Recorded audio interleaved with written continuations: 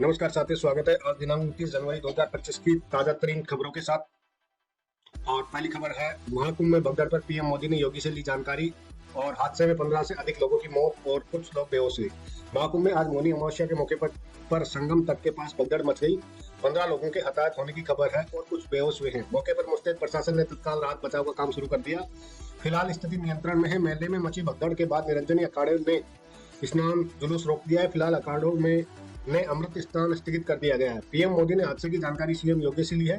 भगदड़ की वजह एक खंभा गिरने से बताई जा रही है। अगली खबर निकल के आ रही है कि एआईएम्स रिक्रूटमेंट 2025 एम्स ने निकाली बम्पर भर्ती, सैलरी 50,000 पार। प्रोजेक्ट रिसर्च साइंटिस्ट थर्ड और सेकंड के पदों पर आवेदन करने की उम्र 40 से 45 वर्ष होनी चाहिए। अन्य पदों के लिए आयु सीमा 25 से 35 वर्ष की निर्धारित की गई है। गोरखपुर एम्स रिक्रूटमेंट 2025 अखिल भारतीय आयुर्विज्ञान संस्थान में नौकरी पाने का अभी सुनहरा मौका है। एम्स गोरखपुर ने project research, data entry operator, senior project assistant समेत कई ढेरों पदों पर आवेदन आमंत्रित किए हैं। इच्छुक एवं योग्य उम्मीदवार 10 फरवरी 2025 तक वेबसाइट amsgorakhpur.edu.in पर आवेदन कर सकते हैं। इसके बाद एप्लीकेशन विंडो बंद हो जाएगी। इंटरव्यू के लिए चयनित उम्मीदवारों को 14 फरवरी 2025 को बुलाया जाएगा। वॉक इन इंटरव्यू सामुदायिक एवं पारिवारिक चिकित्सा विभाग शैक्षणिक ब्लॉक एम्स गोरखपुर में होगा। वही अगली खबर निकल के आ रही है कि यूनियन बजट 2025 एन्युटी में 40% निवेश का नियम होगा समाप्त। एनपीएस वालों की होगी चांदी, एनपीएस निवेशकों की होगी चांदी। यूनियन बजट 2025 एनपीएस सब्सक्राइबर्स काफी समय से एनपीएस का 40% फीसदी फंड एन्युटी में निवेश करने के नियम में बदलाव की मांग कर रहे थे। एन्युटी में इस नियम से ही सब्सक्राइबर को हर महीने पेंशन मिलती है। एन्युटी में निवेश के लिए सब्सक्राइबर्स के लिए कई तरह के विकल्प मिलते हैं। नेशनल पेंशन सिस्टम यानी कि एनपीएस में निवेश करने वाले लोगों को 1 फरवरी को खुशखबरी मिलने जा रही है। सरकार एनपीएस सब्सक्राइबर्स की एक बड़ी मांग पूरी करने जा रही है। इसका ऐलान वित्त मंत्री निर्मला सीतारमण यूनियन बजट 2025 में करेंगी। सीएनबीसी आवाज के सूत्रों के हवाले ये खबर दी है। इसके मुताबिक वित्त मंत्री एनपीएस का 40% फंड एन्युटी में निवेश करने के नियम को खत्म कर सकती है। अभी क्या है नियम? एक्चुअली एनपीएस सिस्टम में व्यक्ति को 60 वर्ष की उम्र तक निवेश करना होता है। व्यक्ति के 60 साल होने पर इकट्ठा फंड का 60% उसे एक मुश्त मिल जाता है। बाकी का बचा 40% का निवेश एन्युटी में करना जरूरी है। इससे व्यक्ति को हर महीने पेंशन मिलती है। लंबे समय से एन्युटी में 40% निवेश के इस नियम को हटाने या इसमें बदलाव करने की मांग हो रही है। एनपीएस सब्सक्राइबर्स का कहना है कि इस 40% निवेश उन्हें अपनी मर्जी के विकल्प में करने की छूट मिलनी चाहिए। यानी वो चाहे तो उन्हें पेंशन मिले, चाहे तो एक साथ निकलवा ले। नियम के बदलने से क्या फायदा होगा? टैक्स एक्सपर्ट्स का कहना है कि एनपीएस के फंड का 40% हिस्से से एन्युटी खरीदने के नियम के बदलाव करने की जरूरत है। सरकार को एनपीएस सब्सक्राइबर्स को 40% फंड का इस्तेमाल अपने हिसाब से करने की आजादी होनी चाहिए। इसकी वजह यह है कि एन्युटी का रिटर्न काफी कम होता है। ये लगभग 5.5 से 6.5% के बीच होता है। ये बैंक की एफडी के इंटरेस्ट रेट से भी कम है। नियमित कंसल्टेंसी के चार्टर्ड अकाउंटेंट ने कहा कि निवेशकों को 40% पैसे के इस्तेमाल के लिए विकल्प मिलना चाहिए। उन्हें सिस्टमेटिक विड्रॉल या सरकारी बॉन्ड में निवेश करने की इजाजत दी जा सकती है। एनपीएस के निवेश में भी बढ़ेगी दिलचस्पी। सरकार के एनपीएस की शुरुआत 2004 में की थी। 2009 में इसे आम लोगों के लिए ओपन कर दिया गया था। टैक्स पेयर का कहना है कि ये रिटायरमेंट प्लानिंग के लिए बेस्ट स्कीम है, लेकिन इसमें लोगों ने ज्यादा दिलचस्पी नहीं दिखाई कि अगर सरकार यूनियन बजट में इस स्कीम का अल्ट्रेशन बढ़ाने के लिए ऐलान करती है तो आम लोगों की भी इसमें दिलचस्पी बढ़ सकती है। वही अगली खबर निकल के आ रही है, 1 अप्रैल से लागू हो रही नई पेंशन स्कीम केंद्रीय कर्मचारियों की कितना बेहतर समझे। केंद्रीय कर्मचारियों को इस स्कीम में क्या क्या बेनिफिट मिलेंगे, किस तरह की ये पुरानी पेंशन योजना यानी कि ओल्ड पेंशन स्कीम और नेशनल पेंशन स्कीम से अलग है। सबसे पहले यूनिफाइड पेंशन स्कीम की खासियत जान लेते हैं। यूनिफाइड पेंशन स्कीम आगामी 1 अप्रैल 2025 से शुरू होने जा रही है। आगामी 1 अप्रैल 2025 से केंद्रीय कर्मचारियों के लिए नई स्कीम शुरू होने वाली है। इसका नाम यूनिफाइड पेंशन स्कीम है। इस स्कीम में केंद्र सरकार के रिटायर कर्मचारियों को सुनिश्चित पेंशन मिलेगी। केंद्रीय कर्मचारी इस स्कीम में क्या क्या बेनिफिट मिलेंगे, किस तरह से पुरानी पेंशन योजना और राष्ट्रीय पेंशन योजना से अलग है। सबसे पहले यूनिफाइड पेंशन स्कीम की खासियत जान लेते हैं। यूपीएस स्कीम केंद्रीय कर्मचारियों के लिए वैकल्पिक है, यानी कि ऑप्शनल है, चाहे तो ले चाहे तो नहीं ले। इसकी मुख्य तौर पर 5 खासियत है। सबसे पहली खासियत सुनिश्चित पेंशन की है, यानी कि गारंटेड पेंशन मिलेगी। 25 वर्ष की सर्विस देने वाले कर्मचारियों के लिए सेवानिवृत्ति से पहले अंतिम 12 महीनों में प्राप्त औसत मूल वेतन का 50% वेतन दिया जाएगा। यानी कि लास्ट के जब रिटायरमेंट के लास्ट के 12 मंथ होंगे, उसके 12 मंथ का औसत बेसिक पे का 50% पेंशन दिया जाएगा। और इससे कम मतलब 10 साल से अधिक और 25 साल तक की सेवा की है तो रकम भी उसी हिसाब से दी जाएगी। फैमिली पेंशन, इस स्कीम में सुनिश्चित फैमिली पेंशन का भी प्रावधान है। कर्मचारी की मृत्यु से ठीक पहले उसकी पेंशन का 60% दिया जाएगा, वही न्यूनतम 10 वर्ष की सेवा के बाद। सेवानिवृत्ति पर 10,000 रुपये प्रतिमाह पेंशन का प्रावधान है। बता दें, कर्मचारी और फैमिली पेंशन को महंगाई के साथ जोड़ा जाएगा, मतलब कि ये अखिल भारतीय उपभोक्ता मूल्य सूचकांक के आधार पर महंगाई राहत यानी कि डीए भी दिया जाएगा। इस स्कीम में कर्मचारियों को ग्रेच्युटी के अलावा नौकरी छोड़ने पर एक मुश्त रकम दी जाएगी। कर्मचारियों के हर महीने की सेवा पर मूल वेतन और महंगाई भत्ते का 10वें हिस्से के रूप में इसकी गणना की जाएगी। इसी भुगतान से सुनिश्चित पेंशन की मात्रा कम नहीं होगी। यूपीएस में कर्मचारियों का अंशदान मूल वेतन और डीए का 10% है तथा सरकार का भी 18.5% योगदान करेगी। ओल्ड पेंशन और एनपीएस में क्या? इस स्कीम में पेंशन अंतिम मूल वेतन और महंगाई भत्ते का 50% के बराबर तय की गई थी। ओल्ड पेंशन स्कीम में किसी कर्मचारी अंशदान की आवश्यकता नहीं थी, इस वजह से टैक्स लाभ से वंचित रह जाते थे। वहीं एनपीएस में केंद्रीय सरकारी कर्मचारी के मूल वेतन से 10% तथा सरकार 14% अंशदान की आवश्यकता होती है। योजना में सरकार के योगदान के लिए टैक्स बेनिफिट के पात्र है वे आयकर अधिनियम 1961 के तहत पुरानी और नई दोनों कर व्यवस्थाओं से 14% की कटौती कर सकते हैं। जब आप 60 साल के हो जाते हैं, आप निवेश से मिलने वाले फंड का एक हिस्सा एकमुश्त राशि के रूप में निकाल सकते हैं और शेष राशि से आपको नियमित पेंशन मिलती है। तो वहीं अगली खबर निकल के आ रही, बांग्लादेश की ट्रेनों को पटरियों पर छोड़कर भागे ड्राइवर शेख हसीना का फैसला बन गया मोहम्मद यूनुस का सिरदर्द। बांग्लादेश में रेल सेवा ठप हो गई है। ट्रेन ड्राइवर और कर्मचारी मंगलवार को अनिश्चितकालीन हड़ताल पर चले गए। इस कारण देश भर में ट्रेनें जहां थी वहां की वहीं खड़ी हो गई है। बांग्लादेश के द डेली स्टार की रिपोर्ट के मुताबिक रेलवे कर्मचारी रिटायरमेंट के बाद विशेष भत्ते और अन्य लाभों की मांग कर रहे हैं। सोमवार को रेलवे अधिकारियों और ड्राइवर के संघ नेताओं के बीच बैठक हुई, जिसमें कोई भी निष्कर्ष नहीं निकला। बैठक के बाद बांग्लादेश रेलवे के प्रतिनिधि अतिरिक्त महानिदेशक अहमद महबूब चौधरी ने द डेली स्टार को बताया कि संघ के नेता अपनी मांगों पर अड़े हुए हैं और बैठक के बीच में ही छोड़ दिया है। बांग्लादेश रेलवे रनिंग स्टाफ और श्रमिक कर्मचारी यूनियन के कार्यवाहक अध्यक्ष सैदुर रहमान ने जोर देकर कहा था कि चूंकि अधिकारियों के साथ कोई सार्थक बातचीत नहीं हुई, इसलिए उनकी देशव्यापी हड़ताल शुरू हो गई है। रहमान ने कहा, हमारी देशव्यापी अनिश्चित कामबंदी शुरू हो गई है क्योंकि अधिकारियों के साथ कोई सार्थक बातचीत नहीं हुई। सभी प्रकार की ट्रेनें जिसमें मालगाड़ी तेल टैंकर शामिल है कामबंदी के दायरे में होगी। वही अगली खबर निकल के आ रही है, दुबई क्यों भाग रहे अमीर भारतीय, सीए ने एक पोस्ट में समझा दिया पूरा गणित। लोग बोले टैक्स के मामले में तो जन्नत है।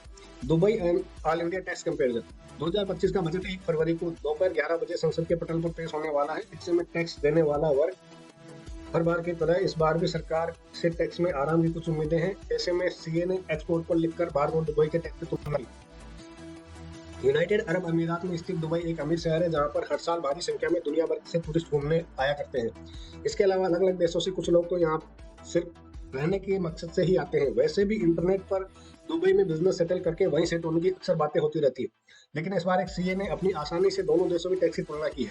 से की वायरल पोस्ट पर यूजर ने अब तक जमकर प्रतिक्रिया दे रहे हैं। कुछ लोग देश प्रेम दिखाते हुए कहीं न जाने की बात कर रहे हैं। वहीं कई यूजर का मानना है कि टैक्स के मामले में दुबई भारत से एक बेहतर देश है। टैक्स सिस्टम की वजह से अमीर भारतीय वहां पर शिफ्ट होने पसंद कर रहे हैं। माइक्रो ब्लॉगिंग प्लेटफॉर्म एक्स पर सीए फारिस गंगवाल ने दुबई और भारत के टैक्स सिस्टम की तुलना की। अपने पास पोस्ट में उन्होंने लिखा कि दुबई में कोई आयकर और कैपिटल गेन टैक्स नहीं है, जबकि छोटे उद्योगों के लिए कॉर्पोरेट टैक्स नहीं है और वेट सिर्फ 5% ही लगता है। ये इन्होंने पोस्ट किया है in Dubai. No income tax, no corporate tax on small business, only 5% VAT, no capital gain tax. In India पे income tax and surcharge 12 to 18% GST on average, 12.5% capital gain. This is major reason that HNI मतलब higher non residents are shifting to Dubai. वहीं अगली खबर निकल के आ रही है कि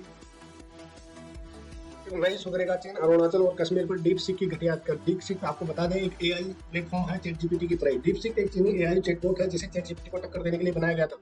ये दुनिया भर में लोकप्रिय है, लेकिन भारत में विवादों में गिर गया है। जब डीप सीक ने भारत के अरुणाचल प्रदेश और कश्मीर के बारे में पूछा गया तो उसने जवाब देने से इनकार कर दिया। डीप सीक को लेकर विवाद नहीं दे रहे अरुणाचल और कश्मीर की जानकारी, डेटा सेफ्टी को लेकर उठ रहे सवाल। चैट जीपीटी की टक्कर में चीन ने एआई चैटबॉट डीपसीक को उतारा। ये ऐप अमेरिका और चीन में खूब पॉपुलर हो रहा है। हालांकि भारत के मामले में डीपसीक चीन के एजेंट के तौर पर काम कर रहा है। चाइनीज ऐप डीपसीक ने दिखाया कि वह अपनी घटिया हरकत से बाज नहीं आने वाला। ये ऐप भारत में डाउनलोड के लिए उपलब्ध है। हालांकि जब ऐप पर कश्मीर और अरुणाचल प्रदेश नॉर्थ ईस्ट के राज्यों में पहुंचा जाता है तो डीपसीक का जवाब मिला, let's talk about something else, मतलब चलिए कुछ और बात करते हैं। तो ये चाइना की खराब हरकत है और मैं गुजारिश करता हूँ डीप सीक को इंडिया में इंस्टॉल नहीं किया जाए, यहाँ पे इसको यूज नहीं किया जाए, ओनली चैट जीपीटी का यूज किया जाए जब तक कि भारत की कोई एआई चैटबॉट नहीं आ जाता। वहीं अगली खबर निकल के आ रही है, इमिग्रेंट्स की वजह से बना कनाडा, भारत के साथ अच्छी दोस्ती जरूरी, एनडीटीवी से बोली पीएम कैंडिडेट रूबी कल्ला। रूबी डल्ला 14 साल की उम्र में लिबरल पार्टी में एक्टिव है। उन्होंने प्रधानमंत्री पद की रेस से शामिल होने के बाद कनाडा की वापसी अब शुरू होती है वो नया नारा दिया। कनाडा में जस्टिन ट्रूडो के इस्तीफे के बाद प्रधानमंत्री चुनने की प्रक्रिया तेज हो गई है। पीएम बनने की रेस में अब भारतीय मूल की रूबी डल्ला भी शामिल हो गई है। उन्होंने 22 जनवरी को जस्टिन ट्रूडो की जगह लेने के लिए अपनी दावेदारी पेश की। उन्होंने लिबरल पार्टी की तरफ से इलेक्शन लड़ने की परमिशन भी मिल चुकी है। अगर रूबी डल्ला पीएम बनती है तो कनाडा के पहले एसवेप महिला प्रधानमंत्री होगी। कनाडाई पीएम की दावेदारी पेश करने के बाद पहली बार रूबी डल्ला ने किसी भारतीय मीडिया को इंटरव्यू दिया है। एबीपी टीवी के साथ एक्सक्लूसिव इंटरव्यू में रूबी डल्ला ने कनाडा में housing crisis, crime rate, food price और अमेरिका की तरफ से मिलिट्री टैरिफ की धमकियों पर अपनी राय दी है। रूबी डल्ला ने 3 बार की सांसद, बिजनेस वूमेन, एक मोटिवेशनल स्पीकर भी है। उन्होंने शुरुआती दिनों में मॉडलिंग भी की है। हाल ही के समय कनाडा में कौन सी चुनौतियों का सामना कर रहा है, इसके जवाब में रूबी डल्ला कहती है कि अभी कनाडा में सबसे बड़ी चुनौती अफोर्डेबल घरों की है। यहाँ हाउसिंग क्राइसिस बढ़ता जा रहा है। बढ़ती महंगाई की वजह से हाउसिंग कॉस्ट भी बढ़ता जा रहा है। दूसरी चुनौती फूड प्राइस है। कनाडा में खाने पीने की चीजों के दाम आसमान छू रहे हैं। कनाडा में क्राइम रेट भी बढ़ रहा है। कनाडा के लोग बहुत मेहनत करते हैं, लेकिन जब वह घर लौटते हैं तो रोजमर्रा खर्चों के बाद उनके पास कुछ भी नहीं बचता है। इन समस्याओं को जल्द से जल्द सुलझाने की जरूरत है। वही अगली खबर निकल के आ रही है कि India versus England third T20 highlights. Varun Chakravarthy की मेहनत पर फिरा पानी।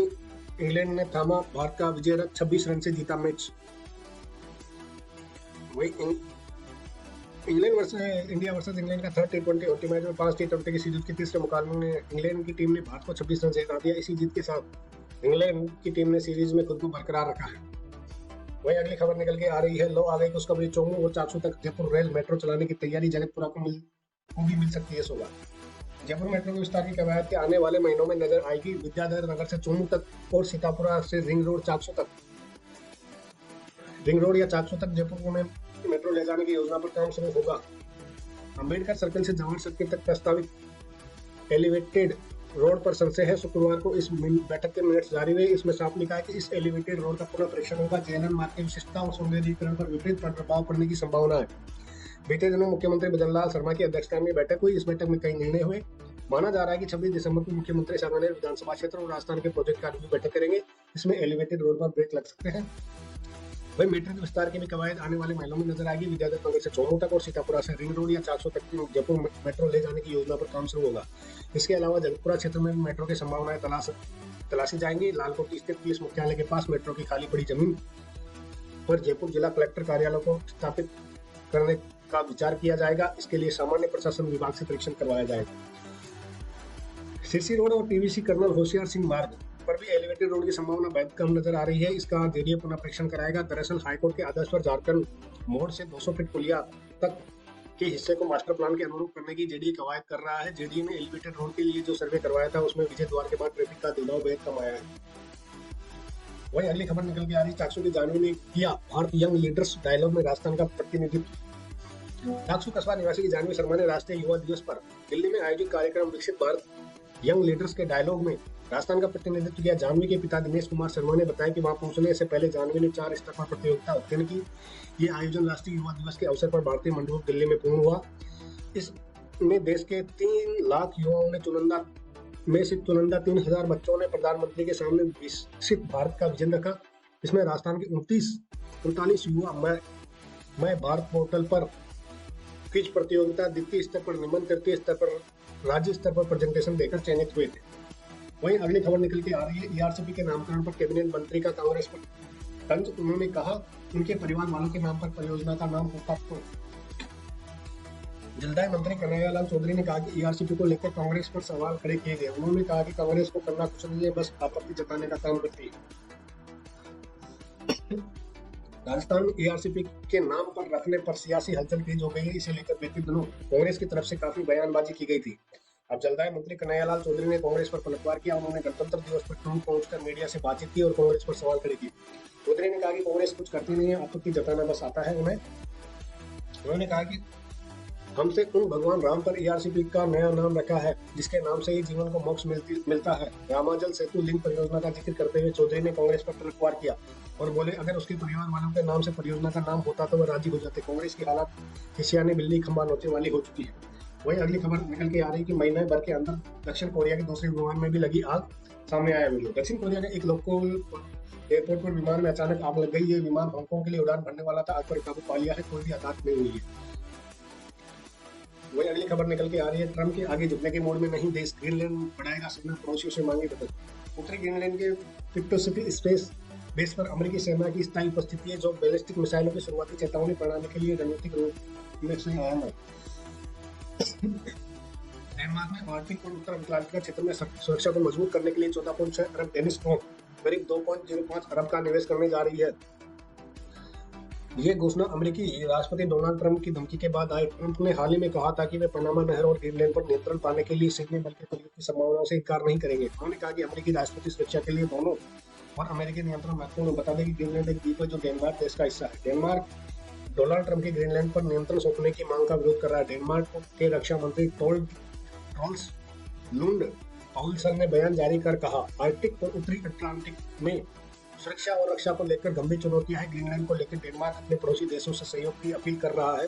डेनमार्क के प्रधानमंत्री मेटे फ्रेडरिक्सन फ्रांस, जर्मनी और नाटो के नेताओं से मिलने की तैयारी कर रही है ताकि ग्रीनलैंड पर यूरोपीय एकता को मजबूत किया जा सके। वही अगली खबर निकल के आ रही है, अफ्रीका के 24 ट्रिलियन डॉलर के खजाने को लूटने की रेस, चीन और अमेरिका के चक्कर में जंग का मैदान कैसे बना कांगो। साल 2012 के संघर्ष के बाद अफ्रीकी देश कांगो पर एक बार फिर से संघर्ष की आग जल रही है। विद्रोह की गुट M23 के ने रणनीतिक तौर पर बेहद महत्वपूर्ण माने जाने वाले गोमा शहर पर करीब नियंत्रण हासिल कर लिया है। इसके बाद शहर के लोगों का पलायन शुरू हो चुका है। कांगो में पहले से ही 40 लाख से ज्यादा लोगों की विस्थापितों की तरह रहना पड़ रहा है। कांगो के गोमा शहर पर M23 विद्रोहियों ने किया कब्जा। संघर्ष की वजह से 4 लाख लोगों को घरों से भागना पड़ा। कांगो में 24 ट्रिलियन से ज्यादा खनिज संपदा होने की संभावना। अफ्रीकी देश गरीब और बदहाल भले ही हो, लेकिन उनकी मजबूरी का फायदा उठाने की रेस सुपर पावर्स के बीच लगी हुई है। पूर्वी लोकतांत्रिक गणराज्य कांगो के सबसे बड़े शहर गोमा में हालात खतरनाक हो चुकी है। सोमवार 27 जनवरी को रवांडा समर्थित विद्रोहियों ने शहर पर कब्जा करने का दावा किया है। यह शहर सामरिक तौर पर काफी ज्यादा महत्वपूर्ण है, क्योंकि यहाँ की जमीनों से खरबों डॉलर की खनिज संपदा है, जिसे अभी तक बाहर नहीं निकाला गया है। एक्सपर्ट का कहना है कि M23 के लड़ाकों ने शहर को अपने कंट्रोल में ले लिया। इस शहर में करीब 20 लाख लोग रहते हैं और कब्जे का मतलब यह है कि पहले से ही अशांति इस अफ्रीकी देश में संघर्ष का और भी तेज होना है। माना जा रहा है कि हालात खतरनाक होने के बाद पहले से ही गंभीर मानवीय संकट तथा और गंभीर हो सकता है। रिपोर्ट के मुताबिक गोमा शहर पर विद्रोहियों उनके कब्जे के बाद हजारों लोग अपने घरों से भाग चुके हैं। इस शहर में अभी तक 10 लाख लोग विस्थापित हो चुके हैं। वही अस्पतालों में भीड़ हद से ज्यादा बढ़ गई है और संघर्ष की वजह से हर दिन सैकड़ों लोग घायल हो रहे हैं। घटनास्थल से आ रही रिपोर्ट के मुताबिक हजार नागरिक गोलाबारी में फंस गए हैं, जिससे भारी संख्या में लोगों को मारे जाने की आशंका बढ़ गई है। वही पूर्वी कांगो की कंट्रोल क्यों करना चाहता है M23? दरअसल पूर्वी कांगो में दुर्लभ खनिज धातुओं का विशाल भंडार है और दुनिया इलेक्ट्रॉनिक प्रोडक्ट के निर्माण में इस्तेमाल होने में धातुओं के लिए कांगो पर बहुत ज्यादा निर्भर है। इसकी वजह से अमेरिका और चीन जैसे देशों के लिए कांगो और रवांडा काफी महत्वपूर्ण हो जाते हैं। अमेरिकी वाणिज्य विभाग का आकलन है कि पूर्वी कांगो में मौजूद खनिज संसाधनों की अनुमानित कीमत 24 ट्रिलियन डॉलर से ज्यादा हो सकती है। लेकिन बदकिस्मती ये है कि विशालकाय खजाना होने के बाद भी पूर्वी कांगो के लोगों को कुछ नहीं मिल पाता। देश में रहने वाले 10 करोड़ की आबादी में से 60% से ज्यादा गरीबी रेखा के नीचे जी रहे हैं। संघर्ष ने उन्हें जिंदगी की रास्ते पर मोड़ लिख डाली है। वही अगली खबर निकल के आ रही है कि ट्रंप की भारत चीन पर टैरिफ लगाने की धमकी। कहा यह देश हमारे प्रोडक्ट पर भारी टैरिफ लगा रहे हैं, अब हम भी ज्यादा टैक्स लगाएंगे। अगली खबर निकल के आ रही है, गाजा में फिर हमला करेगा इजराइल। फिलिस्तीनियों की वापसी से नेतन्याहू के सामने खड़ी हुई नई मुश्किल। हमास भी बढ़ा रहा ताकत। इजराइल और हमास के बीच अभी फिलहाल युद्ध विराम लागू है। इसके बीच ये चर्चा शुरू हो गई कि मार्च 2025-24 के आसपास संघर्ष की वापसी हो सकती है। हालांकि युद्ध विराम के बाद लाखों फिलिस्तीनी उत्तरी गाजा लौट रहे हैं, फिर से चीजें ठीक करने में लगे हुए हैं। अगली खबर निकल के आ रही है, तो ये थी आज की खास खबर।